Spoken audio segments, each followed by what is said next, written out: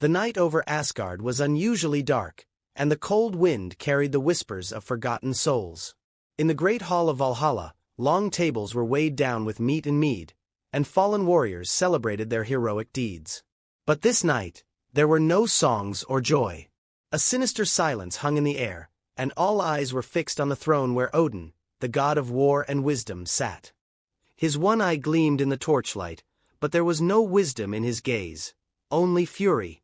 The seeress Valva, summoned from the land of the dead, trembled as she looked upon the ruler of Asgard. Her bony fingers tightened around her black staff as she whispered a grim prophecy. Ragnarok is coming, but not as you know it, All-Father. Odin rose abruptly, his black wolf cloak billowing in the wind. Speak, he demanded, his voice echoing through the hall. Valva fixed her pale, lifeless eyes on him.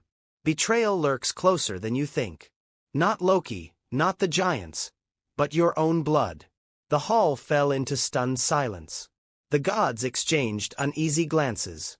Thor clenched his fists around the handle of Mjolnir. Who will betray Asgard? He growled. But the seeress only gave a cold smile and turned toward a shadowed corner of the hall. There stood a young woman with golden hair and eyes as gray as an approaching storm. Jord, Odin's daughter. It is her. Valva whispered. Your daughter is Asgard's doom. Odin hesitated. He had many sons, Thor, Balder, Vidar, but Jord was his secret. Her mother had been a long-dead giantess, and since childhood, she had possessed the gift of seeing things hidden from others. Odin had never fully trusted her, but he had never imagined she would bring ruin. That's a lie!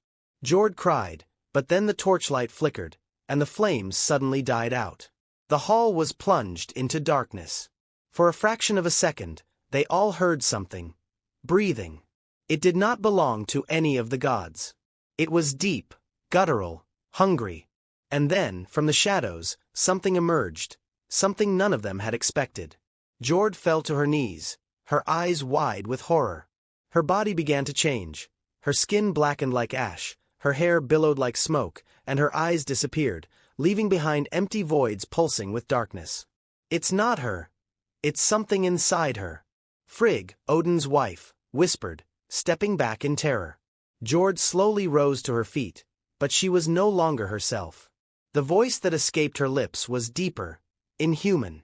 Death is near, All-Father. You hid me within her body, thinking I would never awaken. But Ragnarok will not come by Loki's sword. I will bring the end. Odin finally understood. His own daughter was the vessel for something he had imprisoned eons ago. An ancient being older than the gods, darker than the giants. A being he himself had sealed away, believing it would never return. But now, it stood before him.